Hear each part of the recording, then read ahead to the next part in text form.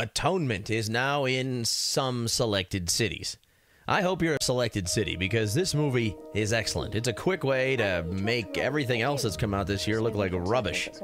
Maybe Michael Clayton might stand out as something that a couple adults might enjoy, but other than that, it's just mostly for adults. But Atonement, are you kidding me? You know, Keira Knightley is sexy. I still loved her the most in Bend It Like Beckham. And that might be twisted because maybe she was supposed to be a high school girl there. I don't know. But she was just so hot. But Joe Wright, the director here, takes her to a new seductive level. And he knows how to work Keira Knightley. He did it in Pride and Prejudice, a book that would normally bore the pants off a guy like myself. But the recent edition they did in 2005, Keira Knightley and Joe Wright and that incredible cast, is good. If you haven't seen that remake, you're missing out. Back to Atonement. This thing is infuriating. So you know you got skill when you can make a movie that makes you want to hurl something at the screen, but you can't stop watching.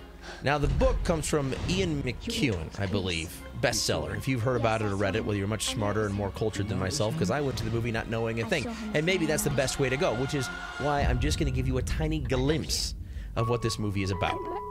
But first, let me warn you.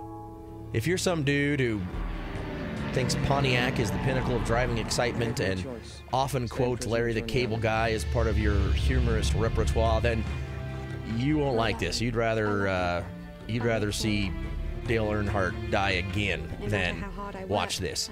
But for those of you who have the patience to sit and watch a well-directed movie, and those of you who don't get easily lost in movies, you know those people who ask other people in the theater, like, what's happening? Who is it? And like you know the director, like you're texting in the theater to Joe Wright. Oh yeah, I know more than the person next to me. No, nobody knows anything more than you, so stop asking questions. Just sit back, relax, and watch this movie. Here's the deal. I'm just going to give you a glimpse. It all hinges on something we're all terrified we might one day do.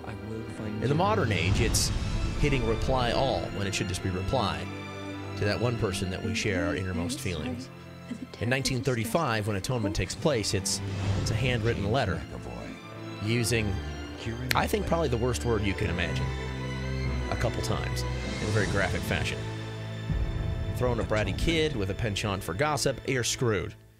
One of the things about this movie that's really interesting yet horrifying is something that Americans don't get to see a lot, and that is the perspective of the English in World War II before America showed up, when they were evacuating at Dunkirk, and what the nurses had to go through in the United Kingdom. Incredible performances. And even if you are bored to tears in this movie, it's not the thing for you. The end will make up for it. It is so well done. And Keira Knightley is hot. There's something about her. To you, I don't know. Do you think she's in the top 5 at least Hollywood hotties?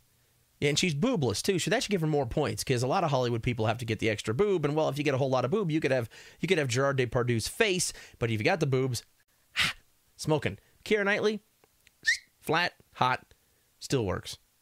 Atonement, I highly recommend it.